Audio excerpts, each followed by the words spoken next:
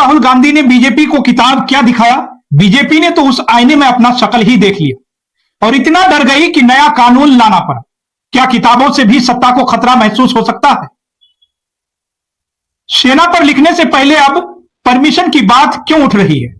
अगर आम आदमी या दूसरी पार्टियों गलती करे तो उनके ऊपर एफआईआर हो जाती है, ईडी का छापा पड़ जाता है, लोग सवाल उठाते हैं, पुलिस घसीट कर थाने ले जाती है। लोग सवाल उठाते हैं, मीडिया वाले सिर्फ उसी बात को लेकर चिल्लाते हैं।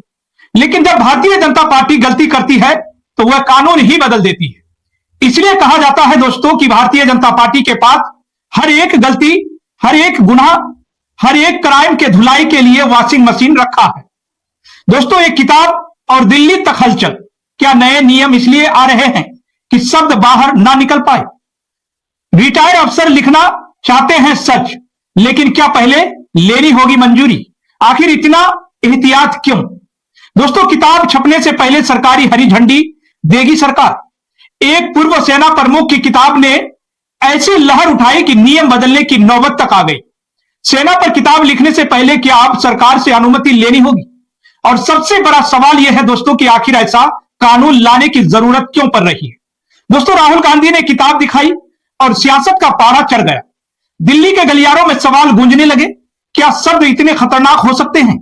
सेना पर लिखने से पहले परमिशन की बात आखिर अभी क्यों आ रही है? एक किताब ने ऐसी हलचल मचाई कि भारतीय जनता पार्टी समेत पूरी राजनीति में बहस छिड़ गई। समर्थक कह रहे हैं देश पहले, नियम जरूरी। विरोधी पूछ रहे हैं क्या सच अब फाइलों से होकर गुजरेगा? तो पूर्व आर्मी चीफ मनोज मुकुंद नरवणे की किताब को लेकर हुए विवाद के बाद केंद्र सरकार नए नियमों की तैयारी में बताई जा रही है।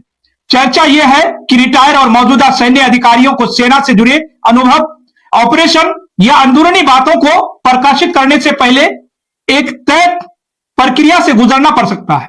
सरकार का तर्क हो सकता है कि राष्ट्रीय सुरक्षा, गोपनीय जानकारी और संस्थागत अनुशासन सबसे ऊपर है। अगर बिना जांच पड़ताल कुछ भी छप जाएगा तो इससे संवेदनशील जानकारियां बाहर आ सकती है। लेकिन दूसरी तरफ सवाल उठ रहे हैं, क्या इससे अभिव्यक्ति की आजादी प्रभावित होगी? क्या रिटायर अधिकारियों की बात जनता तक पहुंचने में अब और मुश्किल होगी? क्या इतिहास और अनुभव कागज पर आने से पहले फाइलों में अटक जाएंगे?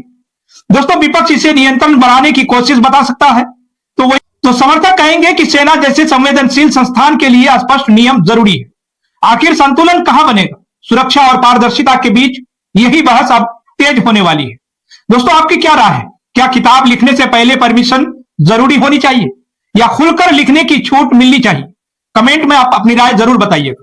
और साथ ही दोस्तों, अगर आपने अभी तक केनी न्यूज को सब्सक्राइब नहीं किए हैं तो सब्सक्राइब जरूर कर लें।